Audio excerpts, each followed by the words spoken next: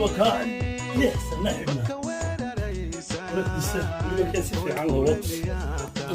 واو تارك تاير كقد وقلت له بقدر إلى بقدر